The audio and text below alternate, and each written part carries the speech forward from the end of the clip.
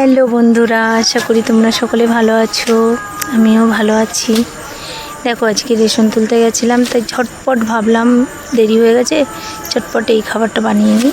ব্যাস, ডাল, আলু সেদ্ধ আর কচু শাক, মাছ ভাজা। তো কচু শাক আমার এক কাকিমা দিয়েছে। কচু শাকটাকে ভালো করে ধুয়ে এনে কুচিয়ে নিয়েছি।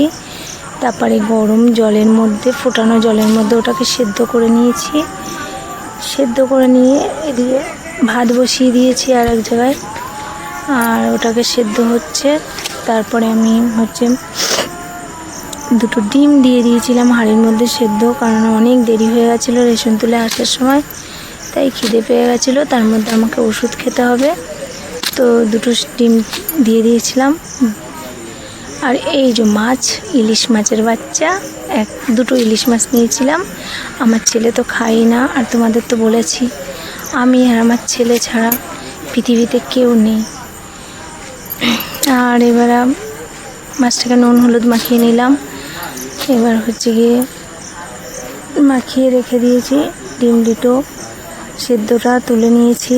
এবার এটাও হয়ে গেছে, যেহেতু হয়ে গেলে আমি ঝুড়িতে ঢেলে দেবো, জলটা শুকিয়ে যাবে।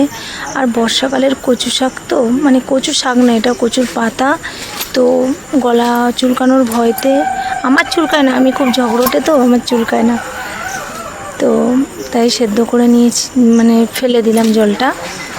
আর এদিকে আমি ডিম সেদ্ধটা খেয়ে নিচ্ছি। গলায় ডিম আটকে গেছে, তো আমি ওষুধ আর জলটা নিয়ে এসেছি। আর আমার দেখতে মোটা হলে হবে কি, গলাটা, নলিটা যেটা আছে অনেক সরু, ডিম খেতেই পারছিলাম না, গলা আটকে যাচ্ছিলো। তারপরে আমার ডিম খাওয়া শেষ হলো, ওষুধটা খেয়ে নিলাম। আর একটা কথা কি বন্ধু জানো, এটা আমি ছোটোবেলায় শুনে এসেছি মা মাসির কাছ দিয়ে, আর সেটা আমার ক্ষেত্রে হয়ে গেল সত্যি। অতি সুন্দরী না পায় বর, অতি ঘরণী না পাই ঘর। তা আমি সুন্দর না, কিন্তু সুন্দর একটা বর পেয়েছিলাম। ঘরটা হয়তো আমার ভালো না, তবু আমি এটাকে মন্দির ভাবতাম। তো যাই হোক, আজকে এক ধরনের আলুর চোখা বানাবো, সেটা দেখো। আলুটা সেদ্ধ করে মাখিয়ে তেলের পরে না দিয়ে আমি চিন্তা করেছি আজকে আলুটাকে ছোট করে কেটে গোল গোল করে ওটাকে তেলের মধ্যে হলুদ দিয়ে তোমার আলুটাকে ভেজে নেব। আর এই যে পেঁয়াজ রসুনটাকে আগে বেছে রেখেছি, লঙ্কাটা পেস্ট করা ছিল, তাই আমি লঙ্কা কুচিয়ে দিইনি।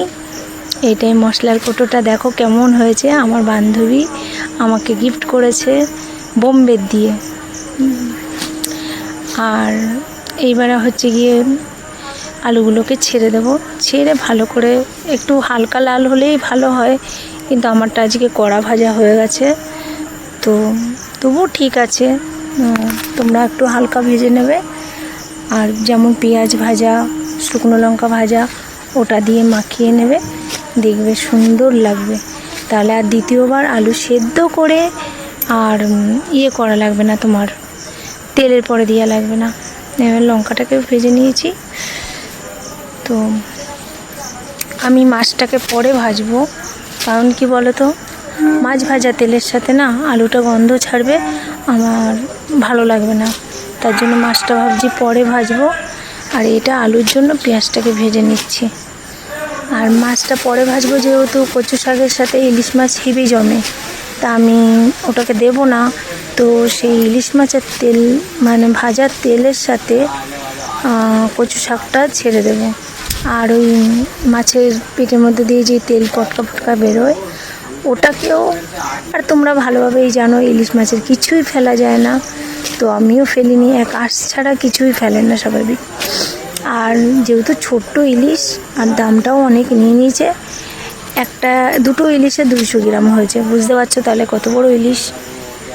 তো এই যে ইলিশের সাইজ হ্যাঁ। আর যাই হোক, এবারে ইলিশ মাছ ভাজার পরে আমি ওই তেলের পরে পেঁয়াজ রসুন দিয়ে দেবো কচু শাকের জন্য। আর তারপরে 1 সোমবারের ডাল করব। আমার একটা বান্ধবী যেই বললাম, বলে 1 সোমবারা মানে কি, 2 সোমবারা মানে কি, তো আমি বললাম ডালটাকে সেদ্ধ করে যেটাকে আবার তেলে দেয় ওটাকে 2 সোমবারা বলে। আর এক সম্বরা মানে হচ্ছে গিয়ে আগে দিয়ে পেঁয়াজ টেয়াজ দিয়ে টিয়ে আমি ডালটাকে ধুয়ে ভেজে টেজে নিয়ে হলুদ নুন দিয়ে জল ঢেলে দেবো, যেমন কষিয়ে দেয় অনেকে, তো আমি তাই বললাম।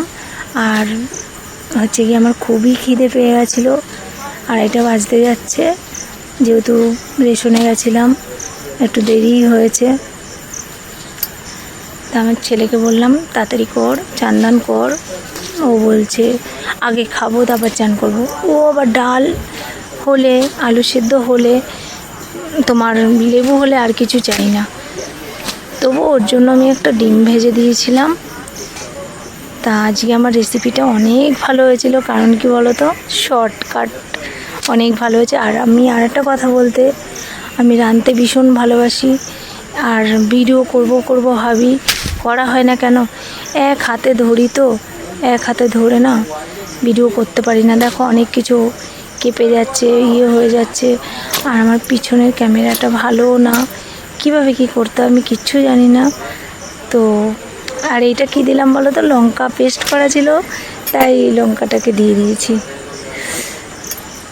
যাই হোক, আমার কচু শাকটা হয়ে গেলে ডালটা হয়ে যাবে, তারপর আমার সত্যি খুব খিদে পেয়েছে।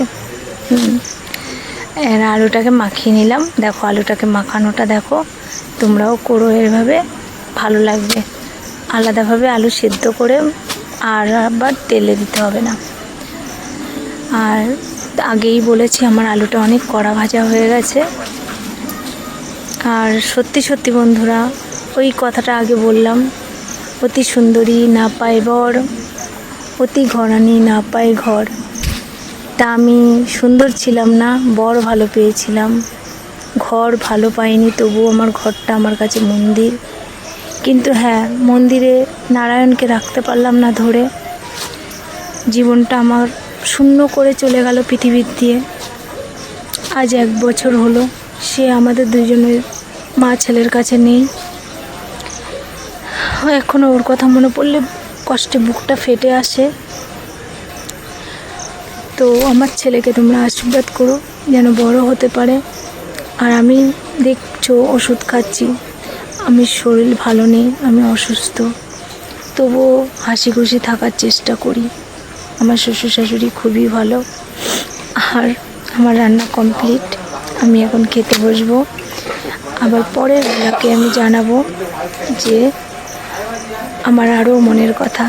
তোমরা ভালো থেকো, আমাকেও ভালো রেখো। আর তোমরা যদি আমাকে সাপোর্ট করো, আমাকে না কেউ সাপোর্ট করছো না বলে আমি ভিডিও আনতে সাহস পাই না, লজ্জাও করে। তবুও এই কচু শাক খাওয়ার জন্য আমার বাড়ি চলে এসো। বাই, ভালো থেকো, আমাকে ফলো করো।